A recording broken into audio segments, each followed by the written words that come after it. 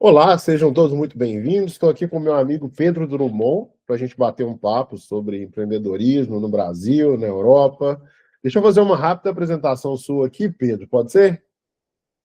Vontade. Pessoal te conhecer, ó. Pedro Drummond é executivo com mais de 20 anos de experiência profissional, pai da Clara e da Nina, também pai de menina igual eu, e pós-graduado pela UFMG. Possui também mestrado em gestão de negócios pela Universidade de Stanford, nos Estados Unidos. Trabalhou em posições de lideranças em empresas como Blip, Unimed BH e KPTL, que é uma das principais gestoras de venture capital do Brasil. Atuou também como professor convidado nas áreas de finanças e inovação em instituições como a Fundação Dom Cabral e IBMEC. Em 2019, cofundou a Wink, empresa que potencializa startups com soluções de CFO as a Service. Depois eu vou te explicar por que eu resolvi contratar a Wink no meio da nossa conversa.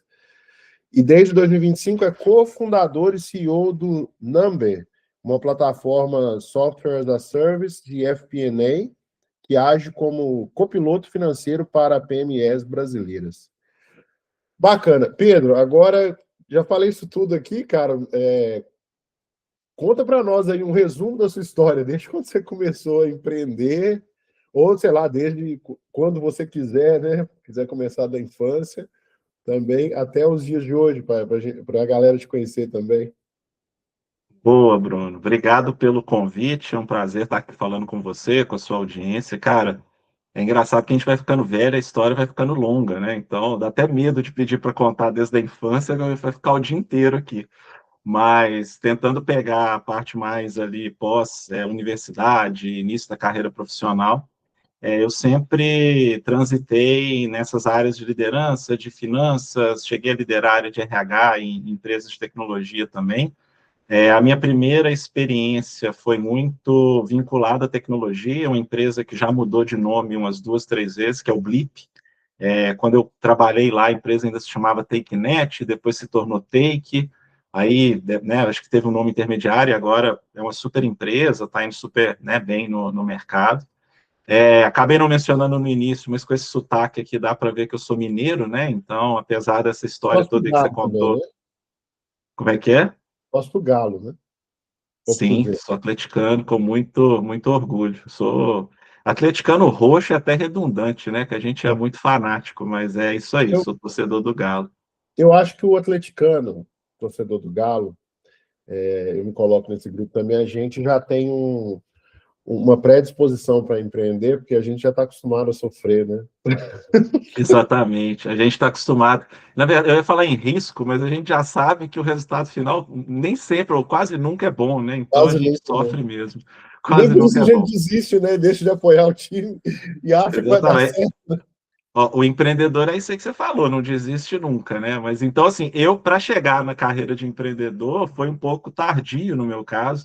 Então, trabalhei em tecnologia, lá no início da carreira, fiz uma guinada para a área de finanças, e sou formado, né, na área de economia, de gestão, tive esse período fora nos Estados Unidos, que foi muito uma tentativa minha de guinar para essa área de empreendedorismo, porque eu vinha, né, vendo o empreendedorismo sendo feito, a história dos empreendedores do Blip é muito legal, são caras que reinventaram a empresa ali algumas vezes ao longo de 20, eu acho que já mais de 25 anos, né, de história. E a minha ideia inicial, Bruno, era assim, cara, antes de empreender, eu vou lá aprender com os caras bons, assim, os caras que já estão empreendendo, e tem pontos positivos e pontos negativos, porque eu acho que tem muito desse ímpeto do empreendedor de ir fazer e botar a coisa, a cara para o mundo, né? E quando você está ali vendo aquilo, você aprende muito, mas eu sinto que tem que ser um negócio rápido, assim, você tem que ir beber da fonte e já emplacar o seu projeto. Eu Tá falando acabei da Bip. gostando. Oi? Esse raciocínio de eu vou aprender com quem já empreendeu para depois começar o meu negócio. Você está falando desse pensamento antes de você trabalhar na Blip. Foi o meu plano inicial. Quando eu pensei em me juntar ao time, era isso que eu tinha em mente. Eu falei assim, olha, sempre tive a ideia, né, mesmo durante a infância e adolescência, de empreender, apesar de não ter pais empreendedores, né, meu pai é médico, minha mãe dona de casa, mas eu tinha essa veia empreendedora, mas eu ainda achava que faltava algo. E nesse de faltar algo, deixa eu ir lá aprender com quem está fazendo, com quem tem, de fato, já né, uma história construída. E quando eu entrei no Blip, eles tinham acabado, na verdade, foi um mês antes deles venderem para um grupo japonês. Foi uma venda bem legal para a época, isso é público, né? 35 milhões de dólares. E eu acabei permanecendo ali 8 anos. Foi uma escola para mim, foi muito legal. Me desenvolvi tanto como profissional de finanças, como aprendi muito sobre empreendedorismo. E, ao final desses 8 anos, eu comecei a olhar para os lados e falar, cara, eu ainda acredito nisso aqui, mas eu precisava respirar ares novos e eu entendia que passar um tempo fora do país, que já era um sonho antigo também, encaixava bem naquele momento. Então, fui para os Estados Unidos, fiz um MBA em Stanford e, na época, para mim, que já tinha esse flerte com o empreendedorismo, né? Vale do Silício, conversar ali com gente boa do mundo inteiro, montar, né, uma rede de contatos totalmente nova que era super inspiradora. E quando eu voltei para o Brasil, em meados de 14, foi bem na época da Copa do Mundo, né? O Brasil estava bombando na época. Eu tinha em mente ir para uma startup ou fundar a minha startup. Eu não cheguei a desenvolver uma ideia de negócio durante o curso, coisa que vários alunos fazem, eu não fiz isso. Eu tinha a ideia de voltar e ser CEO de alguma startup, ser CEO de alguma empresa. E eu acho que talvez tenha sido um cálculo legal da minha parte, porque ao voltar, era um momento que o Brasil, apesar, né, de ter tido uma crise logo depois, mas o mercado brasileiro ainda estava muito aquecido, porque tinha Copa do Mundo, tinha Olimpíada, né, 2 anos depois, e eu tive várias ofertas de startups para poder trabalhar, mas por incrível que pareça, na época, por uma questão até bem pessoal, a minha filha, a primeira filha, estava para nascer, e coisa de mineiro, né, de estar perto da família, então eu tive uma oferta muito boa da Unimed BH, e falei, cara, vou ficar por aqui. Para mim seria também algo novo, né, de trabalhar num ambiente de empresa grande, com números muito mais significativos do que aqueles que eu estava acostumado no ambiente, né, mais de startup, de empresa de tecnologia, e acabei indo. Foi um período legal, mas o bichinho ali do empreendedorismo continuava latente dentro de mim, e aí a guinada que eu dei para conseguir, de fato, me aproximar de vez desse mundo foi trabalhar com Venture Capital. Então, em 2016, eu saí da Unimed BH e recebi um convite para poder me juntar à Capital, né, que você citou aí, ou KPTL, cada um fala de um jeito. Logo antes do M&A que eles fizeram, na verdade, eles se juntaram com a outra gestora de São Paulo. Então, quando eu trabalhei lá, ainda se chamava Incide, que era uma gestora 100% mineira. Depois eles se juntaram com a gestora de São Paulo e se tornaram a KPTL. E aí, de fato, eu deixei de ser aquele profissional só de finanças e comecei a ter que pensar no business como um todo, área comercial, área de operação, produto, tudo eu tinha que dar conta, porque eu estava avaliando empresas para investir como parte desse fundo de investimento. Eu era o head responsável por alguns estados brasileiros, inclusive Minas, e na época isso me levou a não só aprender mais sobre business, que é algo que eu já vinha estudando, mas é bem diferente na prática ali de você ser responsável por acompanhar uma carteira, mas eu consegui, de fato, estar numa posição mais de vendas, que eu acho que todo profissional deveria ter um momento onde ele, né, se aproxime, ele trabalha um pouco com isso. Então, eu aprendi a lidar um pouco mais com essa parte de vendas, e aí comecei a fazer leitura de dor, de necessidade, o que aquilo ali poderia representar em termos de oportunidade de negócio. E aí, 3 anos depois... Eu perdi essa parte de vendas. Você trabalhou com vendas no Venture Capital? No Venture Capital, porque imagina só, quando você... E é engraçado, excelente essa sua pergunta, porque é um negócio que as pessoas não pensam por esse ângulo. O Venture Capital, ele vende dinheiro. Eu, na posição de investidor, eu estava vendendo dinheiro para alguém. Eu tinha 3 milhões de reais para aportar por empresa, só que esse cara, um bom empreendedor, ele pode crescer com capital próprio, ele pode ser bootstrap, mas ele pode também pegar dinheiro de outro fundo de investimento, pegar dinheiro de um investidor anjo. Então, o meu papel era primeiro, prospectar bons empreendedores, sentar com esse cara e vender para ele a ideia de que eu, como sócio, o fundo que eu representava como sócio, era o melhor caminho para ele. Não era só um cheque, era o smart money, era ajuda no dia a dia, era o acompanhamento, meu portfólio ali estava crescendo rápido, então ele poderia crescer também da mesma forma. Então, ao estar nessa posição, eu, de fato, trabalhei com vendas pela primeira vez. Eu deixei de ser aquele cara só de finanças que, né, ficava ali nos bastidores e fui para frente das câmeras ali para poder, de fato, estar mais próximo do cliente final, e no caso do fundo de investimento, né, do Venture Capital, é o empreendedor. Então, essa foi a posição de vendas, e aí, ao fazer essa transição, né, para Venture Capital, eu, como parte desse fundo de investimento, comecei a fazer a seguinte leitura: esses empreendedores, essas startups, esses, né, esses fundos de investimento têm uma dificuldade muito grande, que é acompanhar os números do negócio. A startup, ela tem produto, ela tem marketing, ela tem vendas, ela tem o fit ali do produto com o mercado que ela tem que garantir nos primeiros anos de vida da empresa, e isso precisa, né, acontecer além do financeiro. O financeiro não deveria ocupar muito tempo, né, na agenda desse empreendedor. E aí a gente começou a perceber que os dados chegavam todos, né, bagunçados, tinha empreendedor que não conseguia mandar o pacote ali de informação todo mês, a contabilidade não funcionava, o empreendedor não tinha ideia do que fazer com essa contabilidade. E aí a gente foi montando, né, primeiro dentro do próprio fundo, ajudando esses empreendedores com o nosso conhecimento. Eu vinha de finanças, então para mim era até mais fácil fazer isso. A gente foi transformando isso numa oferta. Dentro da nossa cabeça, a gente criou uma oferta de CFO as a Service, e depois a gente foi ver que já existia nos Estados Unidos, já existia em outros países, mas na época isso foi, né, a visão de oportunidade que nos levou, eu e meu sócio cofundador, o Matheus, a gente trabalhava junto, né, na Capital, e a gente, né, resolveu empreender. Foi em 2019. 2019 eu tive duas filhas, a segunda, né, que nasceu, que é a Nina, além da Clara, e a Wink, que é a minha empresa, que está já há 6, quase 7 anos no mercado. Então, cara, você estava falando da Wink, né? E desse lance de, de sair da posição do venture capital e ir para o empreendedorismo, é que tem uma outra vantagem também no caso da Wink, é que como você veio de venture capital, você consegue ajudar a empresa, a startup, a se preparar, a se organizar para receber um venture capital. E ela começa a se tornar, se ela se organiza, ela fica mais atrativa para o venture capital. E, obviamente, o valuation vai ser melhor, né? Ela vale mais. Então, por exemplo, se antes o venture capital ia colocar 3 milhões de reais por 10% da empresa, ele fala, não, eu vou pagar 3 milhões de reais por 7%, ou vou pagar 4 milhões de reais por 10%, porque eu vejo que aqui está tudo organizado, ele consegue entender, né?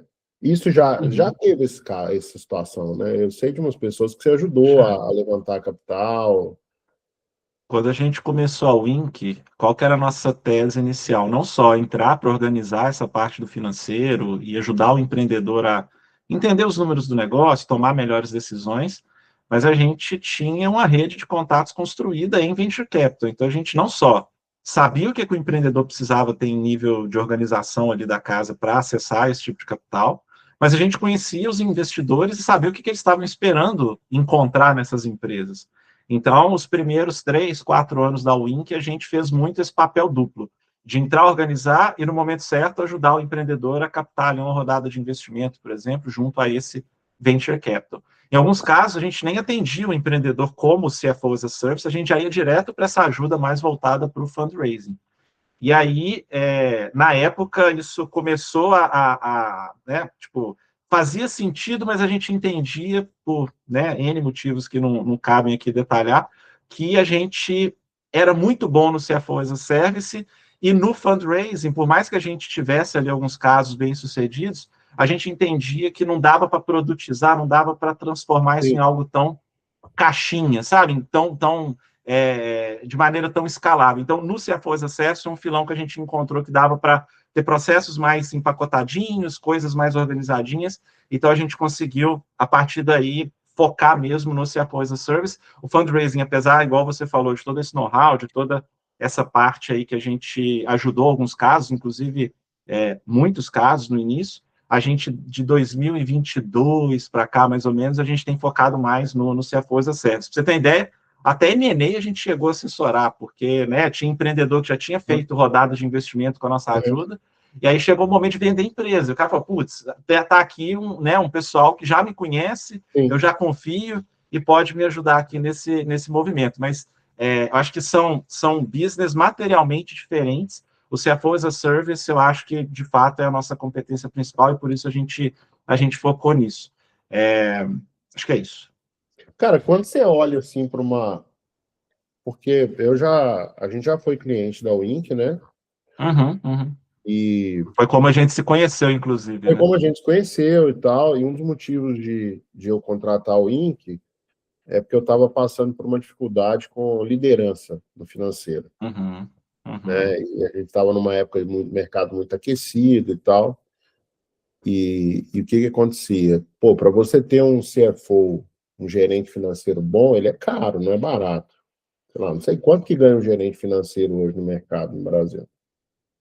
Varia muito de região para região, mas assim, o cálculo que a gente faz aqui para você entregar um serviço como um CFO as a Service internamente, com equipe contratada, ou seja, o mesmo escopo, você gastaria num time financeiro aí com 2, 3 pessoas acima de 30 mil por mês. Assim, é caro, não é barato, não.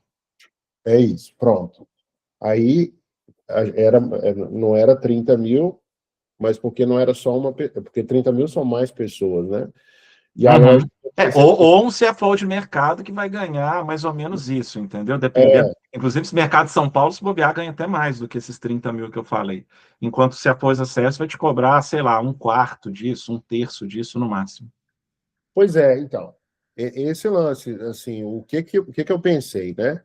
E talvez, eu não sei se você colocou esse discurso na sua apresentação, na sua venda, que é o seguinte: pensei assim, cara, em vez de eu ficar aqui brigando com o gerente financeiro, tendo que pedir o cara para implantar processo, se ele não souber o processo, eu tenho que aprender, ensinar ele, eu perder dinheiro contratando outro cara, eu vou fazer o seguinte: eu vou contratar um supervisor financeiro, que é para garantir que as coisas estão sendo feitas, auxiliares e analistas, que eu já vou precisar de todo jeito, e eu coloco um CFO as a Service para ditar um processo. Porque Uhum. eu pensei assim, cara, o Pedro lá na Wink, ele não vai ficar criando um processo financeiro diferente para cada empresa, totalmente diferente. Ah, cada empresa tem as suas peculiaridades, velho, mas gestão de fluxo de caixa, gestão de fluxo de caixa em todo lugar, DRE, indicadores, você tem os indicadores específicos do negócio, mas tem indicadores que são típicos de todos os negócios. Então, eu vou contratar essa turma porque eles vão implementar um processo e Uhum. se eu perco alguém da equipe, fica mais fácil repor, porque o processo já existe, a pessoa só tem que entrar ali e seguir o processo, entendeu? É tipo um time Uhum. de Uhum. futebol. Você tem o cara que joga de ponta, o cara que joga de centroavante, volante, zagueiro, lateral direito. Se eu quero mudar o esquema tático, eu preciso de jogadores multifunções. Mas se o lateral direito machucou, e eu Uhum. só coloco outro lateral direito, o time continua jogando do mesmo jeito, entendeu? E realmente facilitou muito para mim, porque eu comecei a ter Uhum. a previsibilidade das coisas acontecerem na data certa, né? A Uhum. gente tinha um cabo de guerra ali que era mais positivo, que era assim, poxa, tinha contabilidade, os funcionários da empresa e a Wink. Então ficava cada Uhum. um puxando e eu via aquilo, falava, não, aqui deixa eu ajudar desse lado, deixa eu empurrar desse lado, fazer assim, e para mim foi muito melhor. Mas, Bruno, quanto disso que você acha que veio das suas experiências anteriores? Porque, da minha experiência, nem todo empreendedor, porque isso que você está descrevendo é o cliente ideal para a gente, porque ele entendeu exatamente onde que o CFO as a Service se encaixa e como que ele vai ajudar. Você acha que isso vem das suas outras experiências? Ou seja, o empreendedor de segunda, terceira jornada é um cara que ele já olha, putz, eu já sei mais ou menos como é que isso aqui tem que funcionar, eu só preciso encaixar as peças certas aqui para fazer a coisa funcionar. Cara, como que eu tive esse insight? Porque eu sou empreendedor de primeira viagem também. O quadro foi meu primeiro negócio maior, assim. Aham. Eu tive essa sacada em 2019, quando eu entrei para um programa que chama Fórmula de Lançamento, do Érico Forma de Rocha. lançar. Legal. Aí eu entrei lá E todo mundo falava, eu não gosto de fórmula pronta e tal. E eu tinha feito curso técnico de eletricidade e fiz engenharia eletrônica. Então eu sabia a diferença do trabalho do engenheiro e do técnico.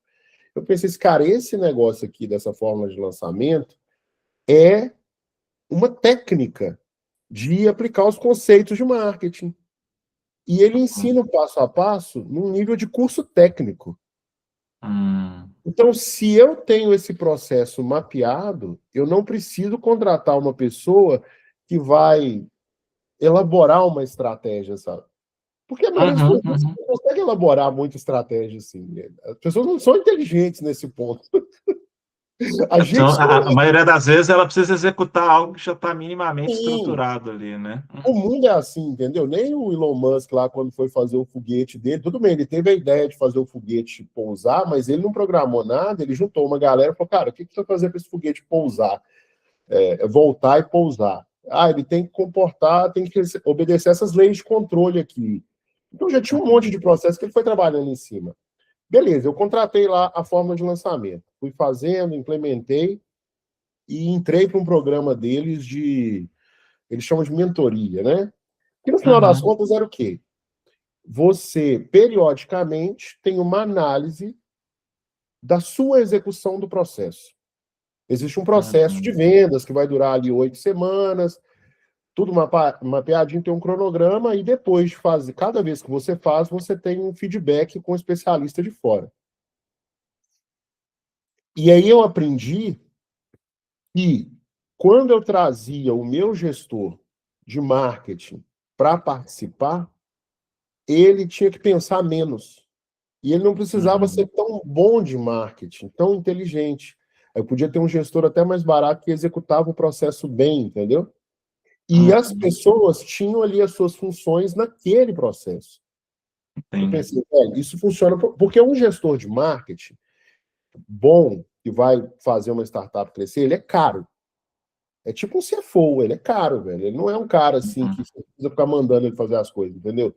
Ele tem que tirar as coisas da cabeça dele, correr atrás e tal. Então esse cara, esse profissional é caro. A partir do momento que eu tenho um processo para ele executar, eu não atraio esse profissional caro, porque ele não quer trabalhar assim, ele quer ter as ideias dele, testar e tudo bem, vai errar, vai perder o meu dinheiro, mas ele quer, né, é uma primadona, assim. Igual o CFO, né, ele é uma primadona. Mas eu posso trazer um profissional mais barato, que eu consigo iterar mais no processo e melhorar, entendeu? Porque esse cara também não tem uma ambição muito grande de ser a primadona do marketing. Eu falei, cara, essa lógica deve funcionar no financeiro. Aí que eu te chamei para conversar, que o Daniel falou, né? Que eu vou conversar. Aí quando eu vi, aí você me mostrou lá o formato do documento, explicou as rotinas. Eu falei, cara, é isso que eu preciso, velho. Se eu tenho um processo, eu não preciso. Já tinha princípio, meio e fim, né, Bruno? Tava tudo ali já organizadinho. Assim, porque se eu tenho um processo, eu não preciso me indispor com a minha equipe tentando convencê-las a fazer as coisas de uma determinada maneira, entendeu? Por quê? Porque o CFO as a Service, do jeito que você entregou e entrega, ele tem entregáveis que, para mim, são importantes, mas que é difícil você encontrar profissionais que conseguem entregar. Sim, O profissional é caro. Que entrega isso é caro.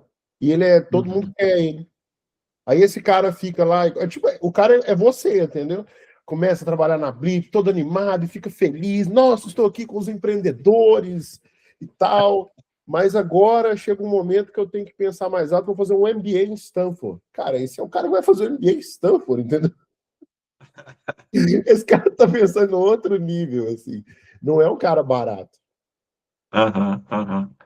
É engraçado que do meu lado, essa questão do processo, e eu acho que deve ser assim para muitas empresas de consultoria, é o que você falou, um cara, e pensa aqui no time que eu monto para atender os clientes, né? É um cara que ele já viveu coisa, ele tem a experiência dele, ele tem o jeito dele de trabalhar, ele sabe como é que um financeiro funciona e como é que tem que funcionar. E aí a gente tem o desafio que é imprimir ali um ritmo e uma metodologia que esteja alinhada com melhores práticas e que esse profissional esteja disposto a seguir. Então, muito dos nossos dados foi um pouco assim, trazer pessoas com muito potencial, muito inteligentes, mas também dispostas a seguir um jeito de trabalhar. Que isso faz com que Peraí, a Pedro, sua cortou a ligação. ponta tenha. Eu, de fato, tenho uma pessoa que Pedro, ela não vai chegar ali e fazer da cabeça dela. Oi, oi. cortou a Travou? ligação. Vai ter que voltar um pouquinho. Explica de novo essa Tá, parte do vamos lá. Eu estava processo. falando. Eu vou explicar. Eu acho que você concluiu sua fala e eu comecei a fazer a minha. Vamos lá. Qual que é o desafio que eu vejo em empresas de consultoria e que foi o que a gente viveu, que foi o que a gente aprendeu? Você fica num limiar entre trazer gente muito boa, muito inteligente, muito experiente, mas ao mesmo tempo tem que ser uma pessoa que está disposta a saber muita coisa, mas ainda querer operar dentro do que é a metodologia da sua empresa, da sua consultoria, né? Então, não adianta você escutar o Pedro falando no call comercial que você vai ter um processo A, B, C, D, e a pessoa, por ser muito inteligente, muito experiente, vai botar para funcionar ali o processo que está na cabeça dela, e não aquele que a Wink te vendeu, como se for as a service. Sim, Então, a gente tem muito desse linear de trazer gente muito boa, inteligente, mas que esteja disposta a trazer para a mesa o que sabe, o que domina, a experiência que tem, mas ainda num nível onde ela quer e topa operar dentro ali de um processo que a gente definiu como o esperado, como o adequado para uma empresa de tecnologia, para uma startup, para quem está, de fato, contratando aquele serviço. E aí o que a gente percebeu é que a gente opera bem com profissionais que já têm uma experiência legal, mas estão também com essa ambição. Querem dar esse próximo passo, querem estar mais próximo, por exemplo, no tomador de decisão, quer entender como é que funciona a cabeça desse cara. Então, isso tem sido um pouco da nossa jornada e, ao formar esse profissional, eu garanto que lá na ponta você não se decepcione, ou seja, eu consigo entregar, de fato, aquele slide bonito que eu vim, não só te vendi, mas você lembra, eu coloquei lá no contrato, eu tenho que entregar sim. aquele negócio ali para você depois. Mas E aí aí você um dos está falando da aprendizados sua foi equipe esse. A gente já interna. teve casos na história da Wink, e aí, obviamente, sem citar casos específicos, mas assim, da gente acabar tendo um processo que começou a ir para um lado que não era bem a nossa metodologia e a gente tinha que voltar ali para os trilhos, entendeu? Mas aí você já está falando da sua equipe interna, né? Exato, da minha equipe interna. A equipe que está fazendo com que aquilo que era a sua expectativa, a sua visão ali em relação à entrega do serviço, ela se materialize na prática. Agora, tinha uma pergunta que eu queria te fazer antes, Diga, diga. dúvida. Antes, assim, durante a nossa conversa aqui, que é o seguinte: a partir das informações financeiras, você consegue ver as áreas de um cliente seu que estão organizadas e as áreas que estão desorganizadas? A gente consegue fazer isso no início do trabalho, principalmente, quando a gente faz um diagnóstico com esse cliente. Então, a gente não só começa olhando ali o básico, né, o operacional, mas eu começo a ver até que ponto aquele cliente acompanha, por exemplo, indicador. E aí, quando eu falo de indicador, eu não estou falando só do financeiro, eu estou falando das áreas todas do negócio. Então, isso é algo que a gente já começa mapeando, até para dar visibilidade para alguma área do negócio. Então, olha, você está totalmente às cegas em relação a seus indicadores da área comercial, por exemplo, ou dos seus indicadores da área de produto, não sei, áreas do negócio que deveriam estar minimamente sendo medidas e acompanhadas e não estão. Então, a gente começa fazendo esse tipo de medição, de diagnóstico, e ao longo do trabalho, a gente vai tentando sempre estimular e provocar o cliente a evoluir dessa visão, né? Ou seja, se não tem indicador, vamos criar junto? Já que eu já estive em várias empresas com perfil similar à sua, né? Eu falando ali com o cliente, vamos colocar para funcionar esse indicador aqui, que é o mais usado no seu mercado, e aí aos poucos isso vai trazendo não só uma cultura de gestão, mas tirando esses pontos cegos que o empreendedor muitas vezes tem. Eu vou te dizer que é até menos comum, eu dei o exemplo aqui da área comercial, a maioria dos empreendedores são muito atentos na área comercial, que é o que paga a conta no final do dia, Uhum. e muitos deles trazem isso como competência principal, mas é comum também você chegar e ter área financeira que o empreendedor não sabe o nome da contabilidade que atende ele, não sabe.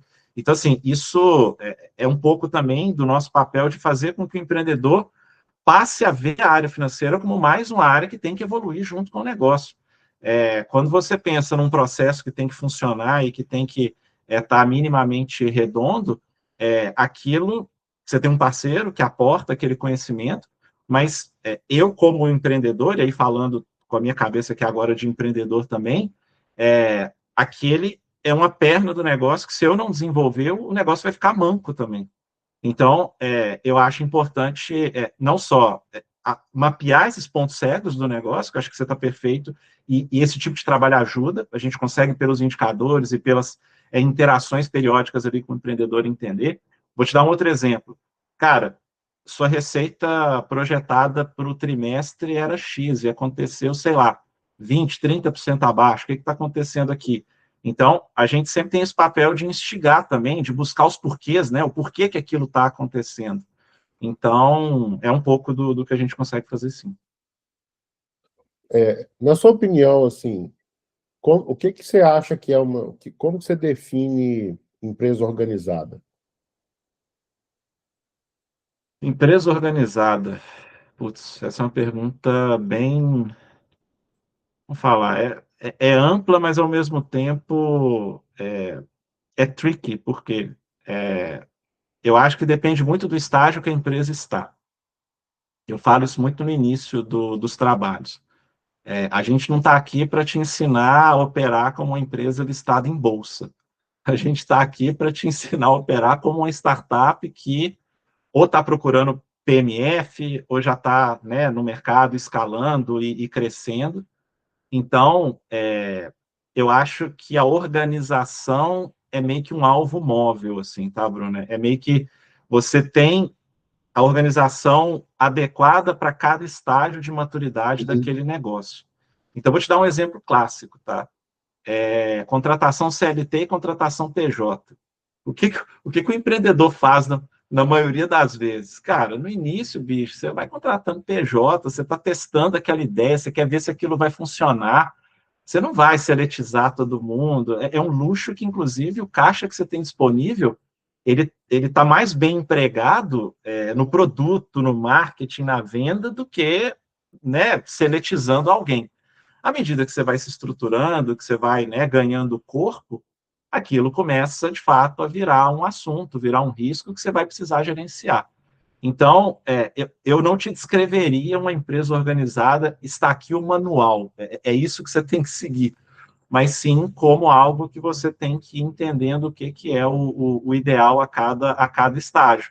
Então, por exemplo, uma empresa que está começando, cara, tem uma contabilidade externa de confiança que minimamente ali fecha os seus documentos todo mês, olhe de vez em quando, não precisa ser todo mês, mas receba todo mês e olhe a cada 2, 3 meses ali para esses documentos para saber se a contabilidade está fazendo o trabalho dela. Dentro de casa, tenha um mínimo de organização dos processos, nem que seja, pode ser um sistema financeiro, que é o ideal, mas uma planilha onde você minimamente controle ali o que entra, o que sai, que esse processo seja minimamente auditável, que você não corra risco de estar pagando coisa em duplicidade no banco, não deixe, né, ponta solta ali, às vezes um processo que pode gerar alguma fraude no seu negócio. Então, é o básico do básico ali para um financeiro operar. E, claro, à medida que você for crescendo, você vai ter que ir sofisticando esses processos. E aí, depois, né, depois que você passa desse básico, aí você pode ter a ajuda de um CFO as a Service e lá na frente de uma equipe financeira interna completa que vai estar cuidando disso daí. A sua empresa, assim, numa nota de 0 a 10, em termos de organização, que nota que você dá? Você fala Wink? É. Cara, essa é aquela resposta casa de ferreiro, espeto de pau, não pode ser, né? Não, Não não pode pode. ser Mas de jeito também, cara, nenhum. não- Não, não, mas não é. Eu tô só fazendo a deixa eu brincadeira, te só contar não um é. caso. Uma Diga. vez, em São José, quando eu comecei a empresa, eu Aham, contratei um contador, um cara muito desenrolado, conversava bem e tal. Eu falei, esse cara vai me ajudar. E aí eu comecei a conversar com ele, ele começou a me pedir um monte de coisa que na minha cabeça, eu sem empreender, eu falei, cara, se eu fizer isso aí que esse cara tá falando, eu tô ferrado. A empresa não Uhum. dura um ano. Daí eu chamei ele para tomar um café, eu falei, então, beleza, eu entendi tudo isso que você me falou aqui. Agora, como que você faz lá na sua empresa?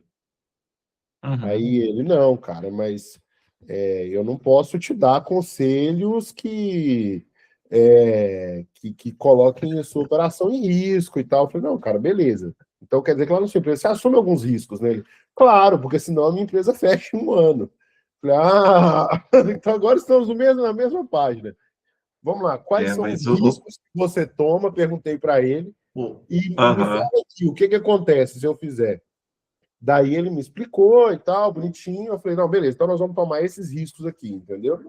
Nada ilegal, nunca teve Mas problema. você teve que chamar o cara para um café num lugar que ninguém tivesse ouvindo para ele se abrir ali com você, né? Porque o É, que que eu, minha experiência, Bruno, é que até pela, assim, o contador ele tem um registro profissional, a palavra dele, né, as ações dele têm um peso perante a sociedade, inclusive, sim, né? legal, Então, inclusive. às vezes ele acredita em algo, ele pratica algo dentro de um nível de segurança que ele acredita ser, né, o correto, mas o papel dele para com o cliente, para com o terceiro, é de falar o by the book. É isso aqui que você tem que fazer. Então, muito legal você ter tido essa abertura, porque é isso, assim, o que eu te falei do PJ, você vai encontrar a cada 10 empresas, você vai encontrar em 9. É Isso. muito comum isso. Inclusive, a lei brasileira evoluiu recentemente, nos últimos anos, para dar um pouco mais de segurança jurídica para o empresário nesse sentido, né? Então, se eu for olhar o meu processo interno aqui, eu uso sistema financeiro, eu tenho ali, né, um processinho minimamente desenhado, eu tenho um jeito de operar a coisa junto com o meu sócio, ele faz uma parte, eu faço outra, e a gente, né, como domina muito, a gente consegue fazer isso com um gasto de tempo muito curto. Então, minimamente isso. A gente tem processos desenhados para o básico, usa sistema, usa planilha para tomada de decisão, para orçamento, para acompanhamento de fluxo de caixa. E aí, é claro, assim, no meu caso até é difícil não usar. Eu tenho o que eu vendo para o mercado e o que eu entrego como valor para o cliente, e eu acabo usando como ferramenta minha aqui. Agora, eu tenho uma curiosidade, e aí até a gente sempre pediu feedback seu na época de cliente, assim, você sempre deu feedbacks muito legais. Sua ideia inicial era um processo, né? Cara, eu preciso de um processo que esteja em linha com o mercado e que eu não preciso, eu possa colocar aqui um time interno que já vai ter ali um norte de para onde tem que ir. E eu acho que você ficou com a gente uns 2 anos, que é inclusive mais ou menos o tempo médio que um cliente fica aqui com a gente. É, essa sua visão de onde agrega, de onde. Isso teve alguma mudança ao longo do tempo? Você, à medida que as entregas iam acontecendo, que você ia vendo as informações, que você ia interagindo com o time, teve mais algum ponto que você começou a perceber, putz, nesse ponto aqui a gestão financeira está me ajudando num negócio que eu não imaginava, ou mesmo algo que tenha sido uma surpresa assim para você? Tem. Eu vou responder, mas depois eu quero aprofundar na pergunta que eu te fiz. Que é o seguinte, cara, quando você tem um funcionário, né? Independente Uhum, do nível do cara, existe um conflito de interesse na cabeça dele, que é o seguinte, ele vai dar as opiniões, vai ter os posicionamentos, mas em todo momento ele quer se proteger. uhum, E provavelmente, e na maioria das vezes, ele quer proteger o emprego dele, ele quer se proteger de alguma deficiência técnica que ele tenha. Eu acho que é natural do ser humano.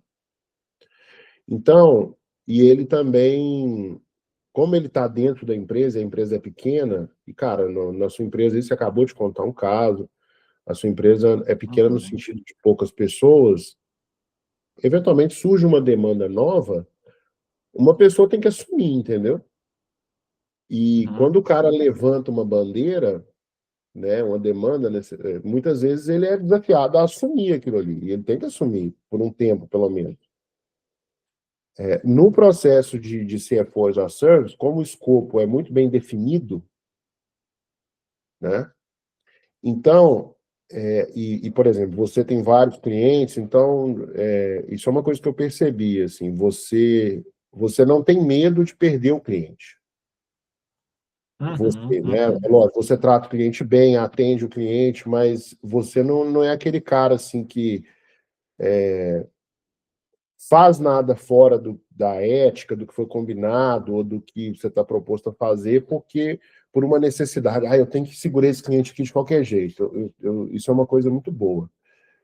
E que uhum, facilita muito o uhum. trabalho do financeiro, que durante o tempo que a gente estava trabalhando, em alguns momentos eu fui positivamente desafiado, entendeu? E isso é uma coisa boa, que você espera de um CFO. O cara quando você contrata um CFO, você não quer que o cara fique ali só te dando informação. Você quer um cara que fala, cara, beleza, a área de. Estou vendo aqui a área de produto está muito cara. Essa área aqui, entendeu? Uhum, Suporte está muito cara. O que está acontecendo? Geralmente, o custo da área de suporte numa empresa do seu tipo é de tantos por cento. Aqui está 2 vezes, é de X%. Aqui está 2x. Por quê? Entendeu? Eu estou vendo aqui que as vendas uhum. caíram, estão apontando para baixo. O que vocês estão pensando em fazer aí no marketing para resolver isso na parte comercial? O CFO de dentro, ele não pode fazer muito isso, entendeu? Porque entra num joguinho de briga, porque eu não quero, que ele almoça com a pessoa. Então isso é muito bom, É.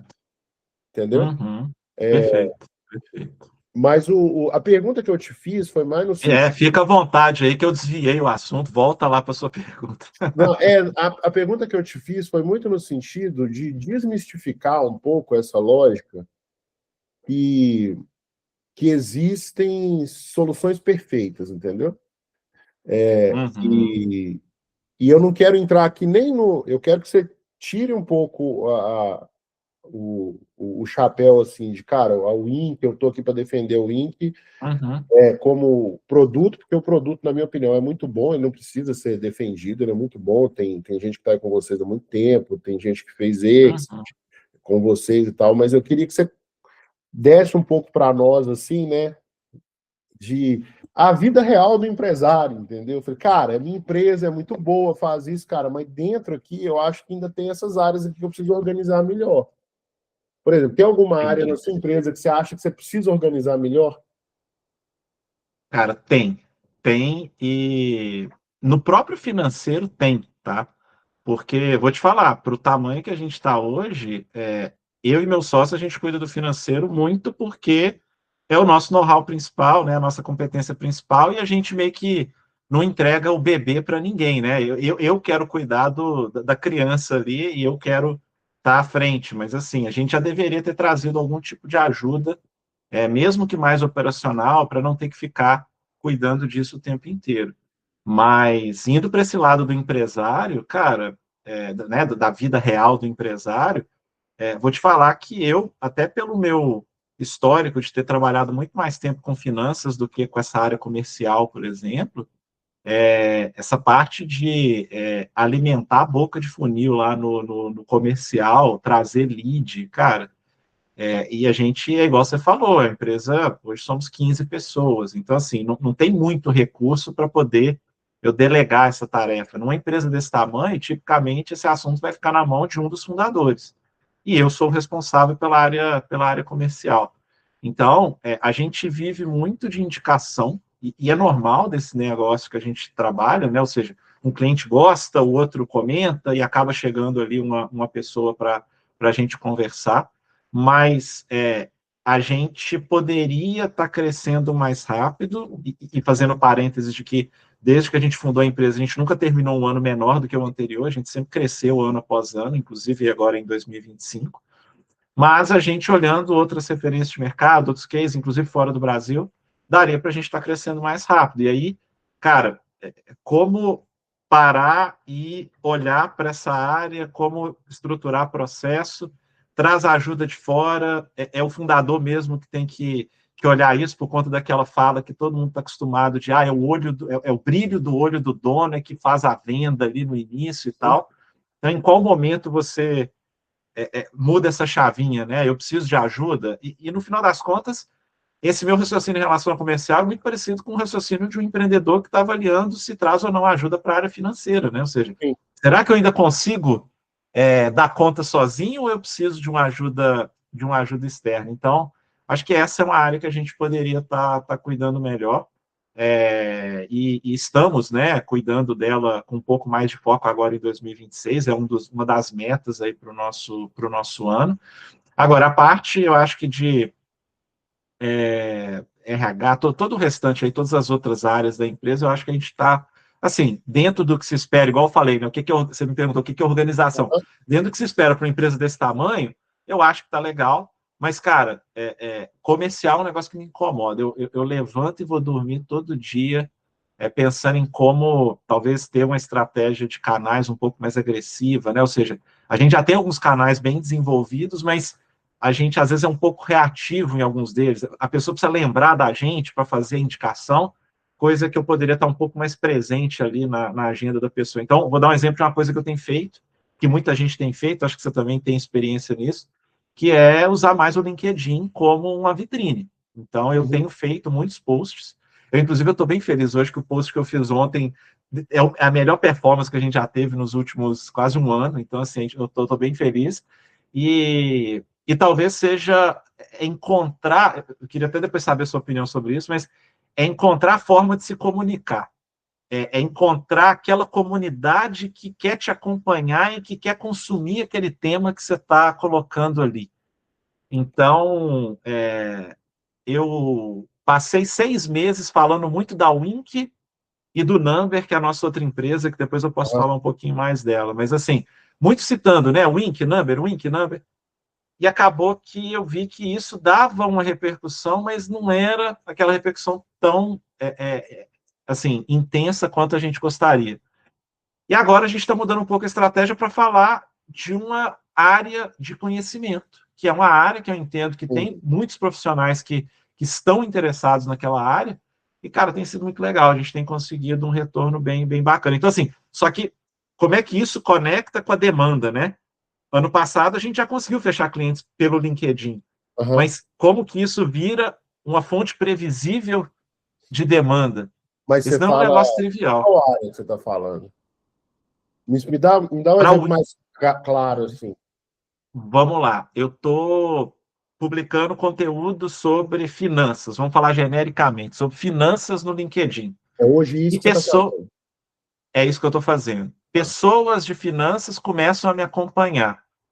Mas, no final das contas, além dessa criação de comunidade, desse compartilhamento de experiência e de conteúdo, o que 99% dos fundadores espera desse tipo de estratégia é que isso se torne uma vitrine para a empresa para que, a partir dali, comece a chegar demanda, comece a chegar pessoas interessadas em contratar serviço, em dialogar para eventualmente contratar serviço, né? Às vezes não é um processo imediato, mas a pessoa passa de seguir, entende a necessidade e depois ela vai, de fato, contratar aquela solução. Então, um dos pontos que tem me instigado muito hoje em dia é o LinkedIn como ferramenta para geração de demanda, de venda mesmo, e como que eu transformo isso numa máquina previsível. Porque uma coisa é eu ter post que dá repercussão, outra coisa é cliente me pedindo para marcar call, a gente fazendo call e vendendo, e fazendo contrato, né, aparecer. Qual que é a sua experiência nisso? Eu não sei se ficou claro, mas qual que é a sua experiência nisso? Assim, eu sei que não só no LinkedIn, né? Eu já te vi muito em Instagram também e tal. Sim, já fiz muito Instagram, YouTube, LinkedIn eu estou começando agora, mas o que eu vejo que funciona em termos de princípio, né? Uhum.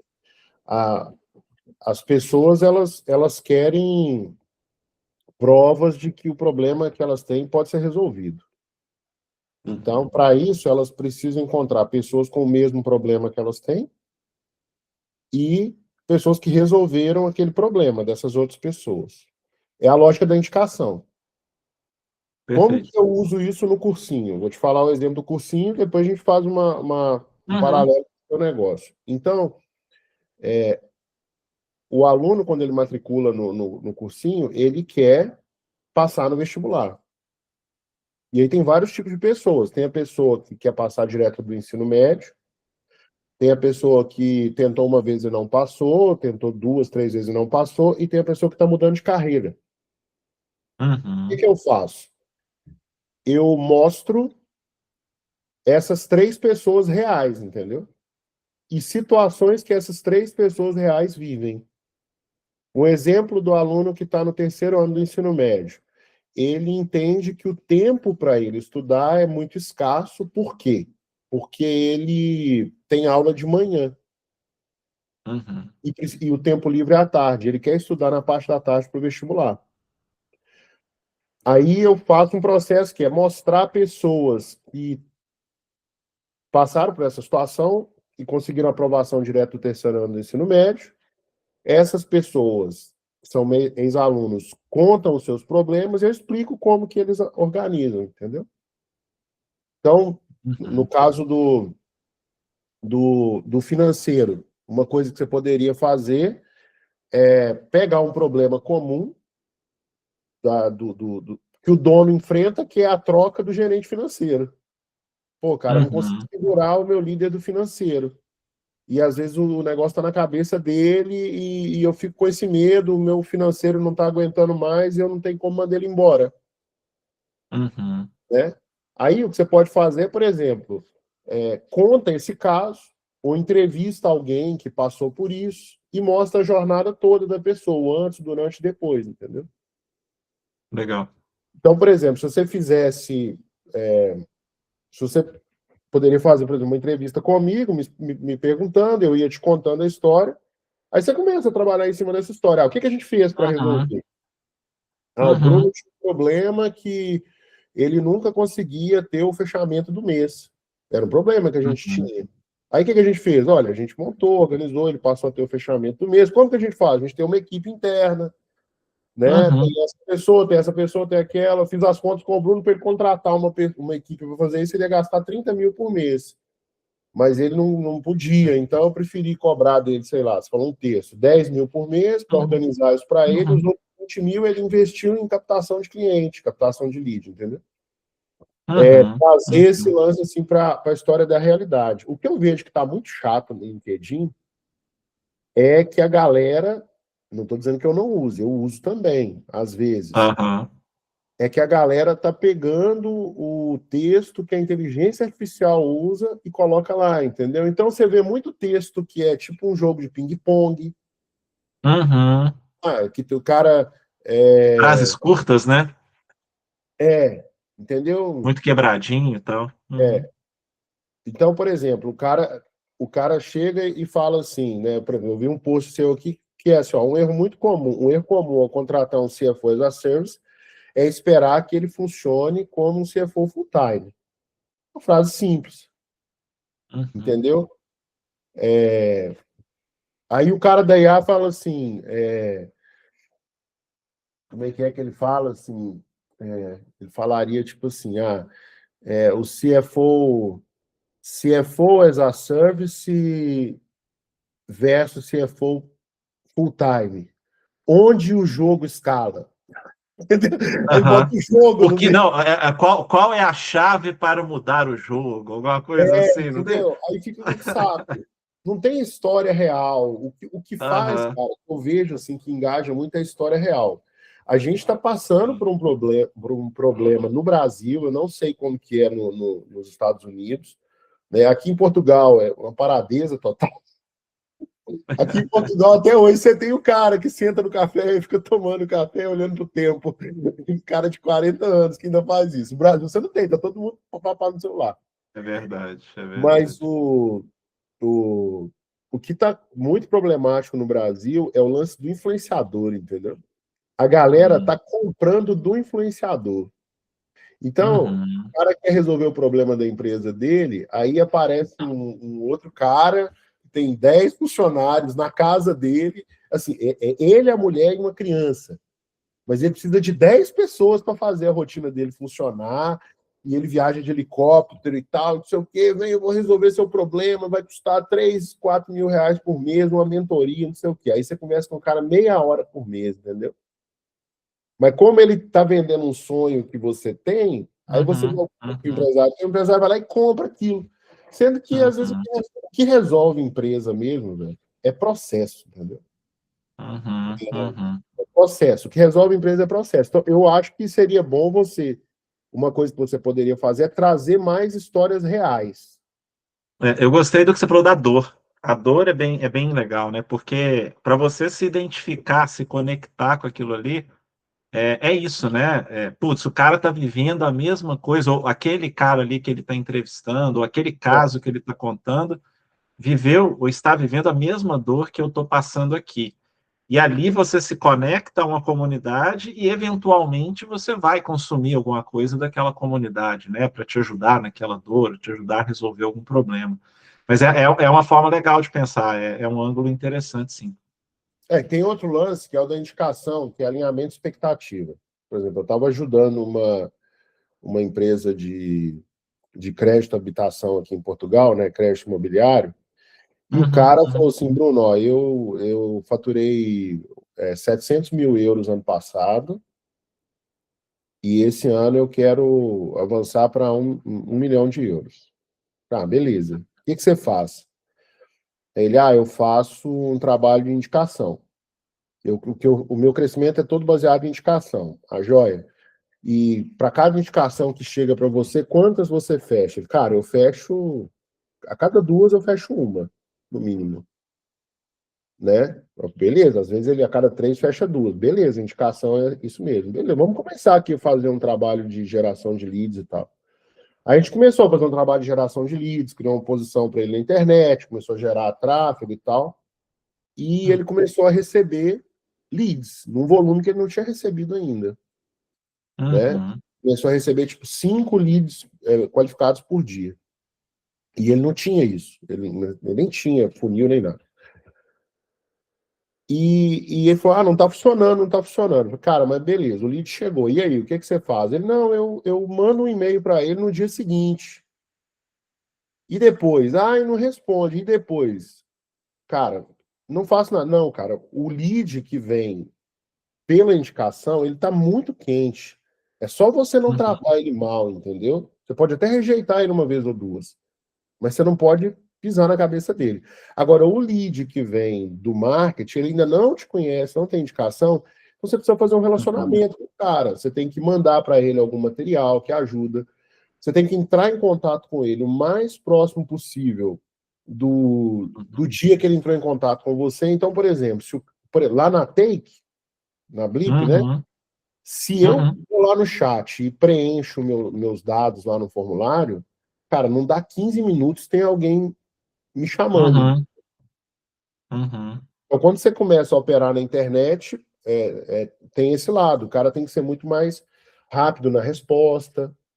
Ó, eu me identifiquei muito com isso que você falou, porque pegando um gancho num ponto anterior que a gente discutiu, você falou, putz, você, né, tem um time pequeno, são 15 pessoas e tal. Naturalmente, eu não tenho SDR, eu não tenho um time aqui me ajudando a responder a mensagem que chega. E quando chega quente, a métrica é muito parecida com esse caso que você contou. É, A cada dois fecha um. A cada dois fecha um. É só não fazer muita bobagem e já teve caso de fechar três, quatro de uma vez, assim, porque chegou é, tudo quente. Agora, é muito comum responder o cara no dia seguinte, ou mesmo de manhã para de tarde, e a pessoa não responder. Ela é, estava interessada, ela fez contato, mas agora ela já está em outra. Ela já não é. está mais naquilo ali. É impressionante. Isso que você está falando é muito verdade. Ela teve a ideia, falou, cara, isso aqui talvez seja bom. Entendeu? No Uhum, meio de 750 problemas que ela tem, falou, cara, vou mandar uma mensagem aqui. Pô, gostei desse post aqui desse cara, achei legal. uhum, Aí, você não respondeu. Não, não estava nem lembrando. Por exemplo, é, tem época que eu desligo o LinkedIn. Eu tiro do uhum, celular. E, uhum, cara, aí quando eu abro, eu vejo tem lá 50 mensagens que chegaram, entendeu? Um monte de gente oferecendo um monte de coisa.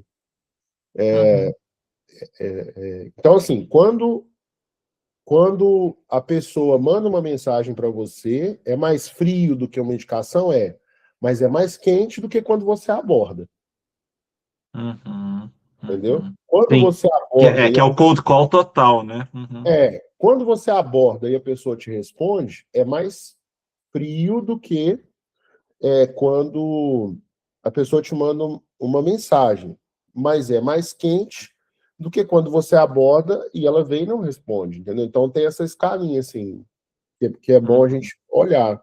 Mas no seu caso, eu acho que é isso. Uma frente é conteúdo documental de realidade do seu negócio, da sua história. Pô, você tem vários caras aí que estão com você há muito tempo e que foram influenciados e tal. Exes e tal, parceiros e tal. E o outro que eu acho que vai dar muito bom, assim, é conteúdo instrutivo. O cara organizar... Educacional, né?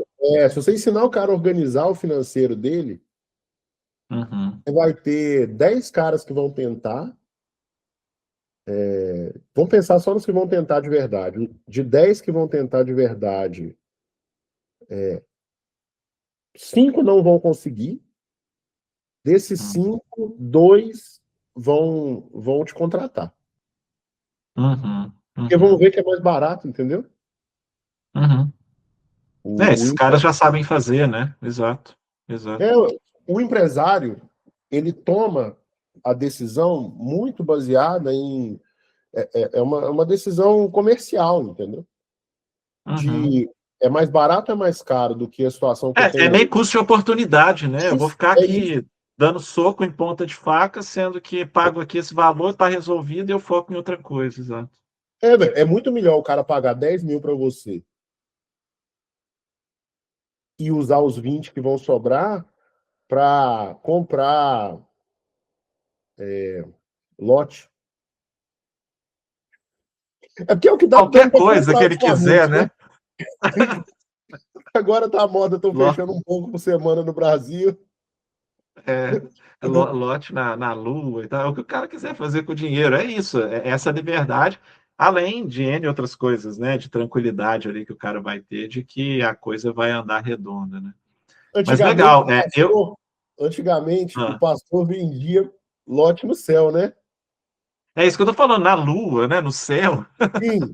Agora o pastor está vendendo o título de renda fixa, né? Exatamente, exatamente. Oh, E o FGC está tendo que cobrir. e já não vai cobrir, não, velho. Ele já falou que o FGC falou assim: olha, eu vou cobrir o Banco Master, mas se você for coberto no Banco Master, você não será coberto no Will, entendeu? Então, eu vi que eu acho que é a somatória, né? Não pode passar dos famosos 250 mil. Então, eu conheço, tem um amigo próximo que ele está nessa situação. Ele tinha dinheiro nas duas. E aí, para a sorte dele, dava, sei lá, 210, 220, era bem dentro ali. Mas a chamada do portal da internet lá, da Globo.com, que seja, FGC não vai cobrir, já dá palpitação em quem tem dinheiro para Não, receber, né? Aí depois você clica para entender, você vê que, né, até os 250 tá tudo certo. cara, o negócio é comprar lote. Aqui em Portugal, aqui perto de casa, eles vendem uns lotes de 1.000 metros quadrados com 15 de frente. Então, você imagina o comprimento do lote. E ele fala, ó, você só pode construir até, sei lá, 30%, 40%. Ontem eu fui na Câmara, 60%. Então, esses outros 40% que sobram, monta uma horta, um galinheiro, entendeu? E começa a fazer um trem que gira ali. Ó, não é dica de investimento, hein? Mas quem tinha razão era o Silvio Santos, né? Que tinha as barras de ouro que valem mais do que dinheiro. Fica com a barrinha de ouro ali que você ganha mais. Mas legal, assim, obrigado pelas dicas aí em relação ao comercial, né? A vendas. Eu acho que tem todo um aprendizado novo de como usar essas mídias sociais, como trazer isso como parte, né, de um funil estruturado de vendas, que eu sei que você tem bastante conhecimento. E eu aqui ainda estou engatinhando ainda, né? É a parte que eu ainda tenho que aprender do comercial. Cara, a nossa vida é viver e aprender, né? Não tem muito pra onde correr, Exato, não. E me conta exato. uma coisa aqui, para a gente meio que ir caminhando para o final. Como que, como que você... Hoje você mora na Europa, né? Eu também, a gente mora, tá? A gente é de BH e o mineiro é difícil para sair da cidade, né? Como que você vê, assim, a diferença entre... diferença de contexto de negócios de Portugal para o Brasil?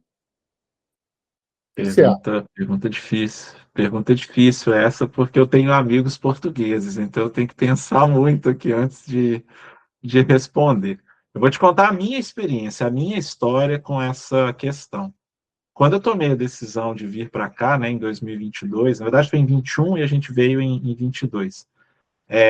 Tinha muito de questão pessoal, numa época que, vamos lembrar, né, ainda estava ali no meio da pandemia, o trabalho remoto ainda era o principal meio ali das pessoas trabalharem, né, não tinham voltado ainda para o escritório, e eu já tinha, né, um sonho antigo de possibilitar que as minhas filhas pudessem estudar fora, né, e tudo mais, e eu tinha a possibilidade, porque, além de eu ser, né, empreendedor, de eu estar ali podendo tomar essa decisão, é um trabalho que a gente viu que funcionou super bem à distância. Inclusive, a Wink cresceu muito na pandemia por conta disso, funcionou bem à distância. Então, hoje, para você ter uma ideia, a gente tem gente aqui na Europa, tem gente lá no Brasil, trabalhando no mesmo call, atendendo um cliente numa cidade que nenhum dos membros do nosso time está. E aquilo funciona super bem, né, culturalmente e tal, funciona bem. Mas, quando eu tomei a decisão, eu pensei muito em ter o mercado europeu como mais uma avenida de crescimento para a gente. Eu escutava muito o papo de, olha, Portugal é um mercado menor, mas ele acaba sendo uma porta de entrada para a Europa. E eu não vou dizer que isso é mentira, tá, Bruno? Eu acho que isso pode sim se aplicar para vários tipos de negócio. Mas para o tipo de coisa que a gente faz, que é serviço, que é uma posição de confiança, que demanda conhecimento de legislação local, de normas, né, financeiras, contábeis, dá um exemplo bobo, né? Norma trabalhista daquele país, daquele lugar que você está operando, para você conseguir orientar o cliente e tudo mais. A gente foi vendo que Portugal era mais um mercado, era mais uma possibilidade, mas não necessariamente aprender a operar em Portugal nos daria condição de operar na Inglaterra, Uhum. e aí falando agora de União Europeia, né, na Espanha, na Itália, na França, não era exatamente isso. Então, Portugal meio que se tornou mais um, assim, é uma frase muito perigosa, não façam cortes dessa frase, mas se tornou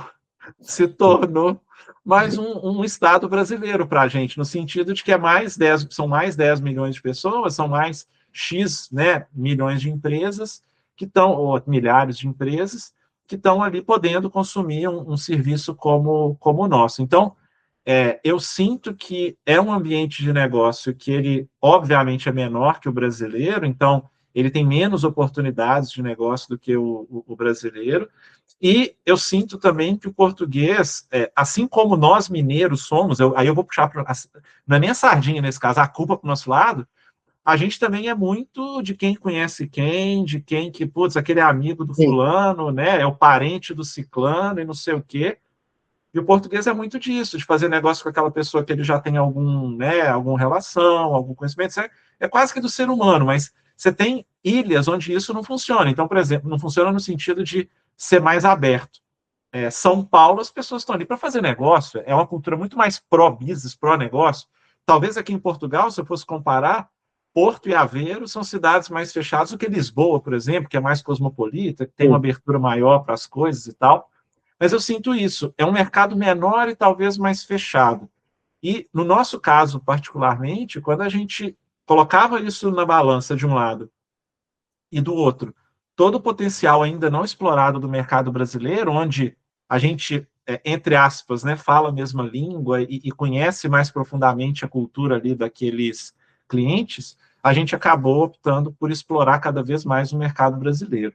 Quer dizer que isso não vai, né, isso vai permanecer indefinidamente? Pode ser que no futuro a gente acabe explorando mais o mercado português, inclusive com o Number, que é a nossa plataforma Uhum. de planejamento financeiro. Acabei não comentando muito dela, mas é um produto, né, que a gente lançou em meados do ano passado. A gente tem tratado como um spin-off aqui da Wink, né, da nossa operação de serviço. Então, pode ser que isso, né, mude no futuro, mas a princípio é um pouco dos motivos que nos levaram. Mas assim, Bruno, longe de eu ser a melhor pessoa para traçar um paralelo entre os dois mercados, acho que é muito da bolha e da experiência que a gente vive ali, das pessoas com quem a gente interage. Às vezes você em Aveiro deu mais sorte de interagir com o português mais aberto e que te abriu algumas portas ali, você entrou numa rede ali que te fez caminhar um pouco mais. Eu confesso que eu tive algumas tentativas iniciais, vi que o mercado brasileiro estava puxando mais, no nosso caso, e acabei, às vezes até numa zona de conforto, ficando mais com aquilo que é maior, que é mais fácil de eu crescer ali, de eu explorar. Cara, mas assim, do mesmo jeito que a gente vê, eu também vejo assim, Portugal como um, um, um outro estado do Brasil, né? Por uma questão demográfica, de quantidade de pessoas. Eu acho que as preferências do português, em geral, são muito parecidas com as do brasileiro, né? O português, principalmente mineiro aí, Uhum, eu acho bem, né? Por exemplo, o português ele gosta muito, ele valoriza muito bem a boa gastronomia, os negócios são feitos à mesa, ele valoriza assim o convívio, né? Ele gosta de situações de convívio, ele gosta de futebol, né? Tem uhum, uma relação até bastante saudável com o futebol, não deixa ir para o lado uhum. da violência, isso eu gosto.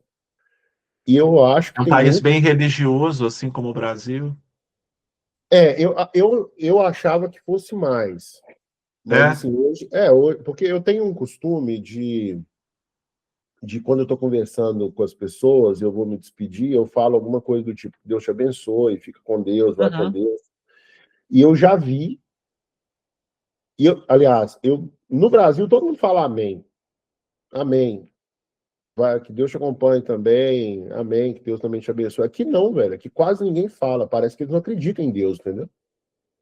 Dos que eu Entendi. conheço. Você escuta o que é obrigado? O que você escuta? Ou não escuta nada? Eles não sabem o que responder, aí fala, a pessoa demora um tempo para processar que aqui foi uma saudação positiva de Aham, aham. Ei, tudo bom com você? Aí eles processam, né? E a gente também, algumas coisas, tem que processar. Quando eles falam, por exemplo, força, boa continuação, a gente tem que entender o que é aquilo. É Aí eles verdade, é falam, verdade. obrigado, entendeu? Mas Obrigado. ó, tem muitos portugueses que estão vendo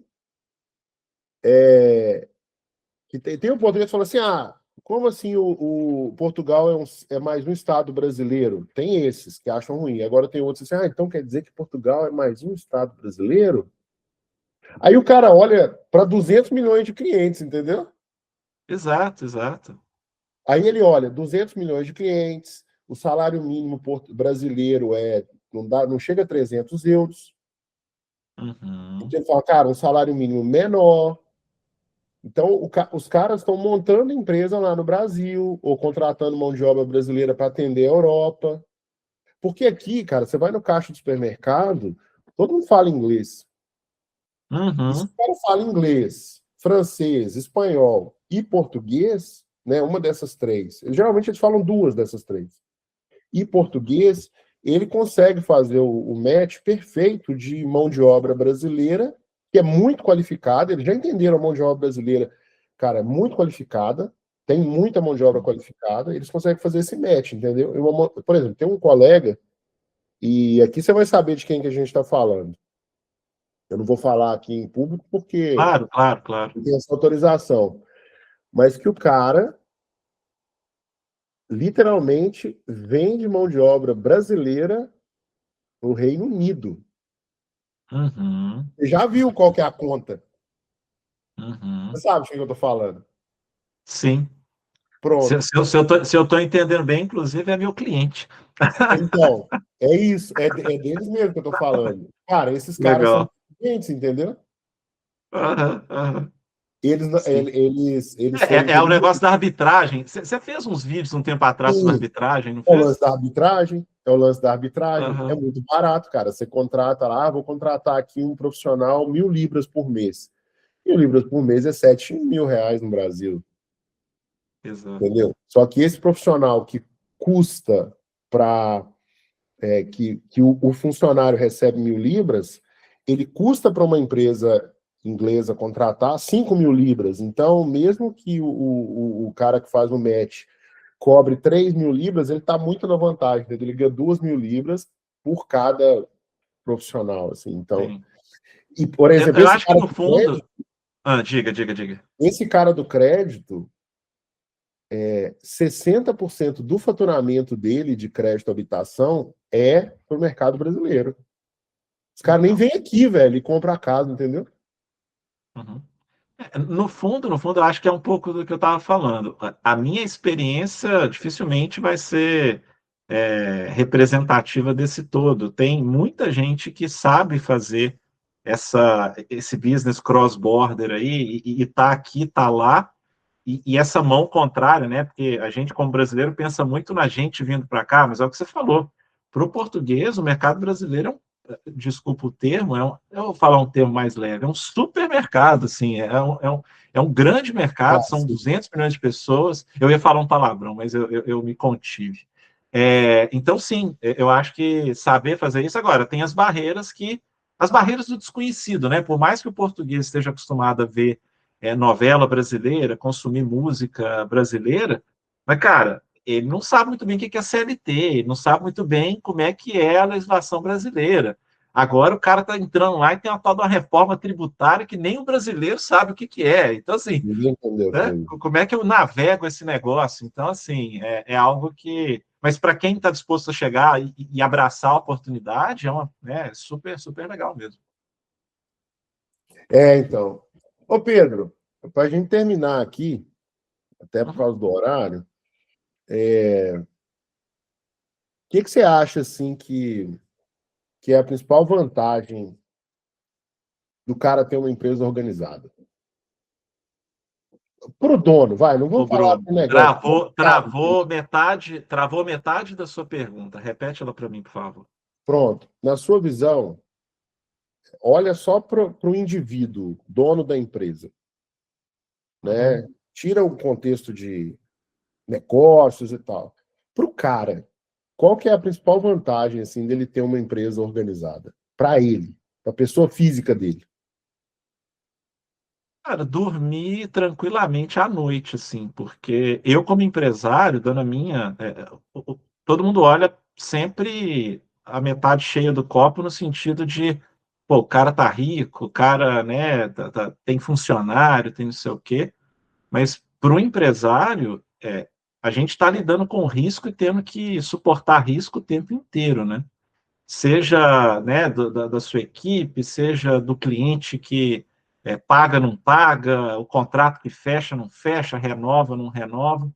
Então, eu entendo que poder ter a tranquilidade dos riscos bem gerenciados, de ter alguém experiente acompanhando, sabendo te municiar de informação quando você precisa, estando ali do seu lado como um parceiro, eu acho que é isso, é a tranquilidade de você saber que a empresa está em boas mãos e que você está dentro dos riscos que são inerentes a ser empresário e a empreender, especialmente no Brasil, você está ali com processos, com a forma correta de abordar e de gerenciar aqueles riscos. Então, eu me colocando no lugar, né? É isso. E isso aparece em várias falas de clientes nossos. Então, é um pouco da minha percepção, mas um pouco do que eu vivo com esses clientes nos últimos 6, 7 anos que a gente está no mercado. Entendi.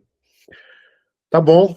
Beleza, te agradecer aí pelo seu tempo, pelos insights e desejar tudo de bom para você e que Deus abençoe muito sua vida.